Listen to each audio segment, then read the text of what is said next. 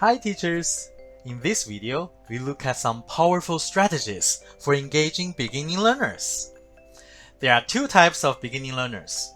There are the students who are brand new to learning English, and then there are the students who are brand new to learning in a classroom. Both of these beginners might have had some lessons in English or some lessons in school, but they haven't had enough to be very strong on their own. They are students who need constant guidance. For these students, we want to give you 3 powerful strategies for always guiding and always engaging with all of those students. The first one we are calling the ABCD rule. Always be chunking and directing. The idea here is that on any slide, the teacher should make sure to direct students' attention and to chunk what they should be focusing on or practicing. So you would want to turn the spotlight on and show me what I should be focusing or what I should be looking at. And you should be directing me to know what I am practicing specifically with you as a teacher.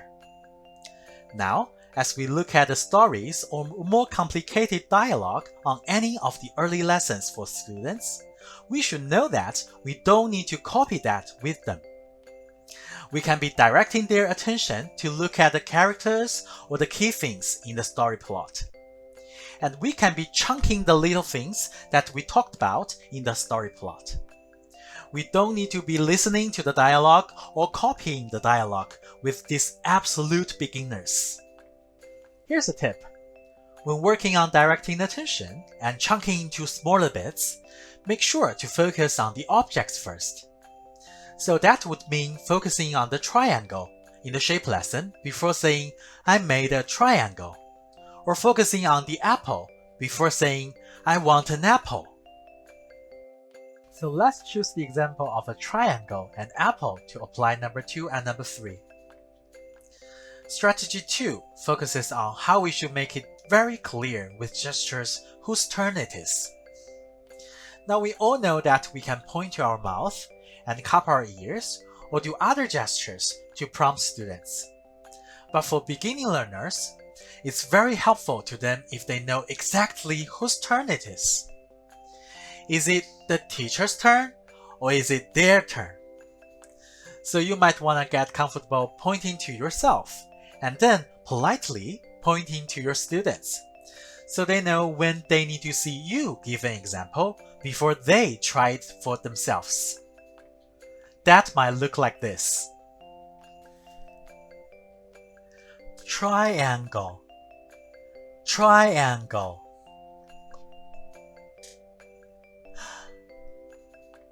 Again, triangle, triangle.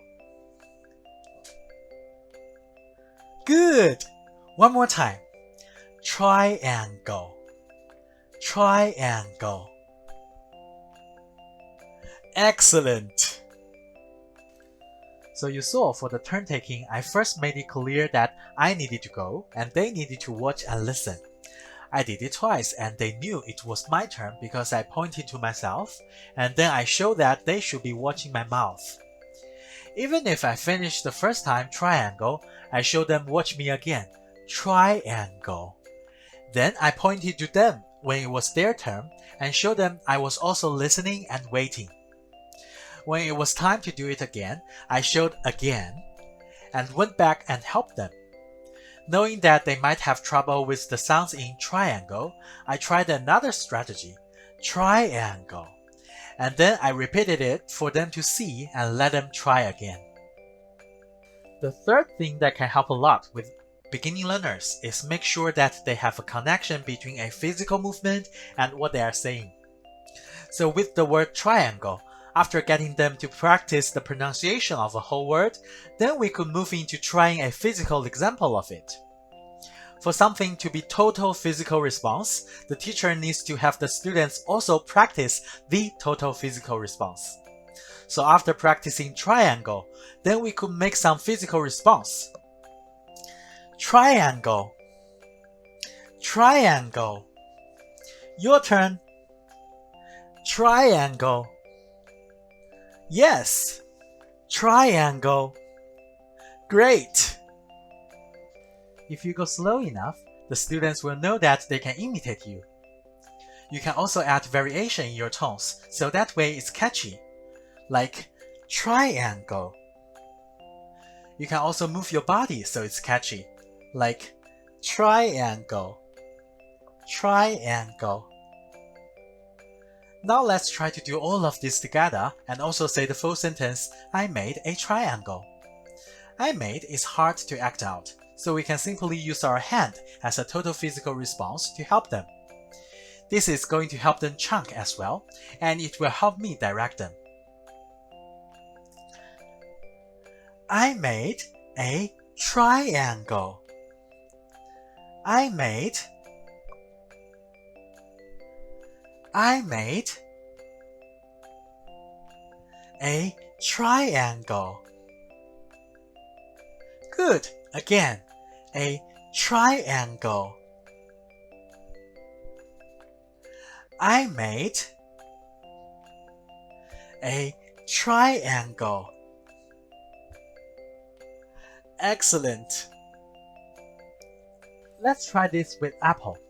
I want an apple. I want is easy, but the article N is kind of hard, right? So we could try I want, chunking and directing them. I want an apple. An apple.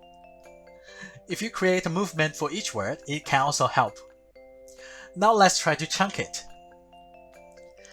I want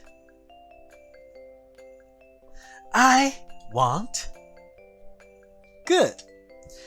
An apple. An apple. Great! Hopefully this helps you think about how to support students who seem like they have a hard time practicing and having verbal output. Hopefully this also helps get students more engaged throughout your lessons, so that way you can see that they are practicing with you all through each slide. The last tip we have for you is that you don't have to do every slide for the exact same amount of time. You can spend more time on certain slides if you see that the students are getting more chances to act out and try the language with you. Alright, we hope this helps. Thank you so much.